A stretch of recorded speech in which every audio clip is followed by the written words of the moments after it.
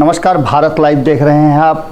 लगातार बिहार की राजनीति और बिहार पर फोकस इस बात की तरफ इशारा कर रहा है कि इस बार 2024 के चुनाव हो या आगे आने वाले लोकतांत्रिक प्रक्रिया का कोई भी ऐसा कहा जा रहा है कि चुनाव सहित अन्य जो मुद्दे हैं, राजनीति की बातें हैं या फिर राजनीति में किस तरह से आचरण करना चाहिए, इन सारी चीज़ों को लेकर के बिहार हमेशा फोकस रहा है। ये कोई आज की बात नहीं है, बल्कि आदिकाल से ये चला आ रहा है। और इसको लेकर के जब भी राजनीति में कोई फंसता है पेंच या फिर जीत हार के लिए एक दूसरे के आमने सामने होते हैं, तो बिहार आकर के प्रवास करते हैं और प्रवास करने के बाद यहाँ की मिट्टी, यहाँ की खुशबू, यहाँ के लोकतांत्रिक प्रक्रिया को समझने की कोशिश करते हैं। ऐसा ही लगातार अमित शाह कर रहे हैं।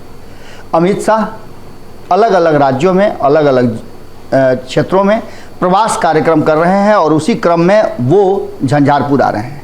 आपको बता दें कि इससे पहले अमित शाह लोकसभा प्रवास कार्यक्रम के तहत कई क्षेत्रों में पहुंचे थे, जिसमें मुंगेर में भी पहुंचे थे, जगदीशपुर में पहुंचे थे, पटना भी आए थे, इसके अलावा नवादा गए थे, लेकिन अब झंझारपुर आ रहे हैं। उनके झंझारपुर आने के लिए, वहाँ प्रवास के लिए बहुत सारी तैयारियाँ की जा रही हैं। 16 तारीख को यानी कल वो कार्यकर्ताओं को संबोधित भी करेंगे और आने वाले 2024 के चुनाव के लिए तैयारियों की बात भी करेंगे कि आखिर तैयारी कैसे हो। मीटिंग्स होंगी और मीटिंग्स के बाद अमित शाह का जो गुरुमंत्र होगा, उस मंत्र को लेकर के बिहार में कैसे 40 सीटों पर अपनी पकड़ मजबूत बनाई जाए और कैसे अपने घटक दलों, साथी दलों के साथ 40 की 40 सीटों पर फतह की जाए, इसकी पूरी तैयारी शुरू हो चुकी है।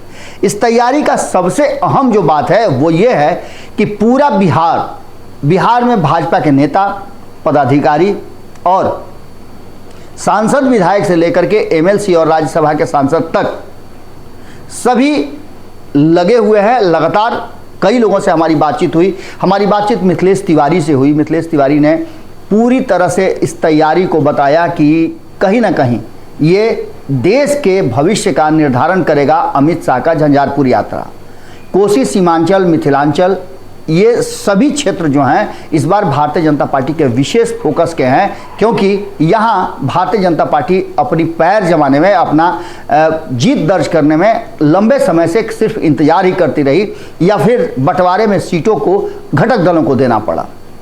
इस बार घटक दलों के साथ साथ भारतीय जनता पार्टी खुद भी इन सीटों पे, इन क्षेत्रों में अपना प्रभाव जमाना चाहती है और यही कारण है कि लगातार आपने देखा होगा ये दूसरी यात्रा है जो अमित शाह मिथिलांचल के क्षेत्र में पहुंचे। इससे पहले सीमांचल के क्षेत्र में पहुंचे थे, कोसी के क्षेत्र में पहुंचे थे। अब जबकि ये सब कुछ चल रहा है तो वहीं एक बात और इसके पैरेलली चल रही है कि भारतीय जनता पार्टी अपने विरोधियों को डराती है। विभिन्न जांच एजेंसियों और संवैधानिक संस्थाओं का दुरुपयोग करती है। ये आरोप अक्सर लगता है और ये आरोप वही लगाते हैं जिन पर किसी न किसी रूप में भारतीय जनता पार्टी कहे या न कहे, उन पर भ्रष्टाचार के आरोप लगे हैं। तथ्य सामने हैं और तथ्यों के आधार पर एजेंसियां उन्हें गिरफ्तार करती है या गिरफ्त में लेती है। अब ऐसी स्थिति में भारतीय जनता पार्टी का बार बार ये कहा जाना, हालांकि आपको याद होगा कि 2014 के चुनाव से पहले न्यायालय ने भी कहा था कि ये जो जांच एजेंसियां हैं ये सरकार का तोता बन गई हैं, लेकिन तब ये बात कही गई थी जब भारतीय जनता पार्टी सत्ता में नहीं थी। भारतीय जनता पार्टी आज सत्ता में है और इन संस्थाओं के दुरुपयोग की बात जम करके कही जाती है।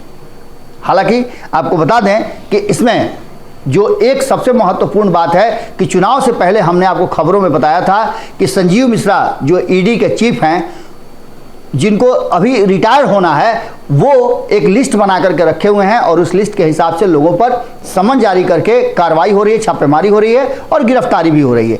ऐसी ही एक गिरफ्तारी बिहार में हुई है और भाजपा के राष्ट्रीय जो कमेटी के सदस्य हैं, राष्ट्रीय मंत्री हैं ऋतुराज सिन्हा, वो पटना आए थे और झंझारपुर की रैली का जायजा ले रहे थे, उसी के लिए आए हुए हैं, उसकी तैयारियों की बात कर रहे थे। तो उनसे पत्रकारों ने सवाल पूछ दिया और सवाल था जदयू के एमएलसी राधाचरण सेठ के गिरफ्तारी पर। ऋतुराज सिन्हा ने बड़ा ही स्पष्ट शब्दों में कहा, उन्होंने तो बताया कि जेल तो वो लोग जाएंगे ही जो आम जनता का पैसा लूटते हैं, भ्रष्टाचार करते हैं। ऋतुराज सिन्हा ने इस पर कटाक्ष करते हुए कहा कि जनता के पैसों का दुरुपयोग करने वालों पर ईडी का शिकंजा तो कसेगा ही। इसके साथ ही उन्होंने कहा कि केंद्रीय गृह मंत्री अमित शाह बिहार दौरे पर आ रहे हैं और इसके कारण घमंडिया गठबंधन, जो एक नया नाम प्रधानमंत्री ने दिया है, घमंडिया गठबंधन में बेचैनी बढ़ गई है, घबराहट बढ़ गई है और बेतुके अगर ऐसा कुछ है, उन्हें लगता है कि हाँ जांच एजेंसियों को प्रभावित किया जा रहा है, तो उसके प्रमाण क्यों नहीं दे रहे हैं? ऐसा कुछ भी नहीं है।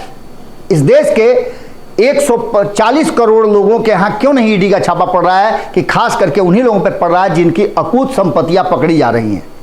कहीं ना कहीं जांच एजेंसियों के दायरे में वही लोग आ रहे हैं जो भ्रष्टाचार कर रहे हैं, जनता के पैसे लूट रहे हैं।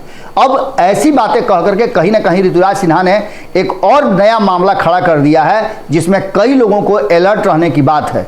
ऋतुराज सिन्हा ने साफ कहा है कि ऐसे लोग जेल जाएंगे और उन पर कार्रवाई भी होगी।